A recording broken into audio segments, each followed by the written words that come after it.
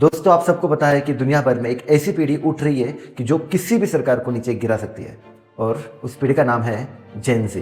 दोस्तों, तो आज हम उस पीढ़ी की बात करने वाले हैं जो भ्रष्टाचार से थक चुकी है, बेरोजगारी से परेशान है, और अब वो पीढ़ी इंतजार करना पसंद नहीं करती और सीधा सड़क पे आती है और पूरा बदलाव मांगती है। Mexico, Nepal, Indonesia, Myanmar, Bangladesh, हर जगह पे बस एक ही कहानी चल रही है, और वो है यूथ आर लीडिंग रिवॉल्यूशन। और अब एक जो स्टेटमेंट जो दुनिया भर में युवाओं का वायरल हो रहा है, मेक्सिको के एक युवक ने कहा गया स्टेटमेंट। उसने कहा है कि जब नीचे वाले हिलते हैं तब ऊपर वाले अपने आप गिर जाते हैं। नेपाल के 2024 प्रदर्शनों का एक नारा था कि stop ghosting democracy, corruption is सस।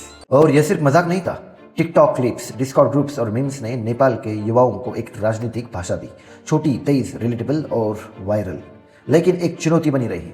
आंदोलन मजबूत था, पर सरकार बदलने के बाद स्थायी सुधार नहीं आ पाए, क्योंकि युवा संगठनों में एकता और राजनीतिक ढांचा मजबूत नहीं था। और फिर आया बांग्लादेश में युवा खुश हुए जब शेख हसीना सत्ता से हटी, मोहम्मद यूनुस अंतरिम प्रधानमंत्री बने। लेकिन आज कई लोग मानते हैं कि अंतरिम सरकार वादे पूरे नहीं कर पा रही है, यानी नेता बदल गया है लेकिन सिस्टम नहीं। और फिर आता है इंडोनेशिया।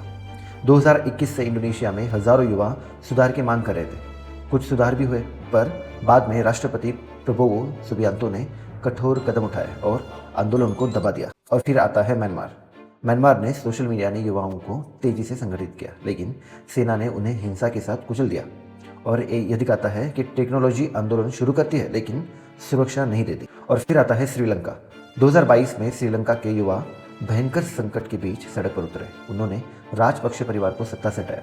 बाद में चुनाव में अनुरा कुमार दिसनायके ये उभरना दिखता है कि अगर युवा आंदोलन नागरिक समाज और संस्थाओं से जुड़ जाए तो यह स्थायी राजनीतिक बदलाव ला सकता है। दोस्तों, इन सारे एग्जाम्पल से हम ये सीख सकते हैं कि जेन ज़े जो होते हैं ना, वो संगठित काफ़ी अच्छी तरीके से हो सकते हैं, मजबूत तरीके से हो सकते हैं, बड़े बड़े नेताओं को गिरा सकते हैं। मेम्स, रील्स, क्लिप्स, वो इनका फैलाव अच्छी तरीके से कर सकते हैं। ये तो उनकी स्ट्रेंथ्स हुई, लेकिन अब आते हैं वीकनेसेस पर। उनके पास आगे क्या करना है उसका कोई प्लान नहीं होता, एक राजनीतिक ढांचा नहीं होता, और एक आंतरिक नेतृत्व भी नहीं होता। ये जो उनका आंदोलन है बिखर सकता है इजीली, और सरकार फिर सोशल मीडिया को हथियार बना के आपस में उनको बांट भी सकते हैं। जेन ज़ी में ताकत है, जेन ज़ी में तेजी है, और जेन ज़ी में क्रिएटिविटी भी है। लेकिन बदलाव सिर्फ एक वायरल पोस्ट से, वायरल रील से नहीं आता, बल्कि बदलाव आता है धैर्य से, संगठन से, और एक अच्छे राजनीतिक रणनीति से। और अगर ये पीढ़ी अपनी डिजिटल ऊर्जा एक राजनीतिक संगठित शक्ति में बदल सकती है तो ये दुनिया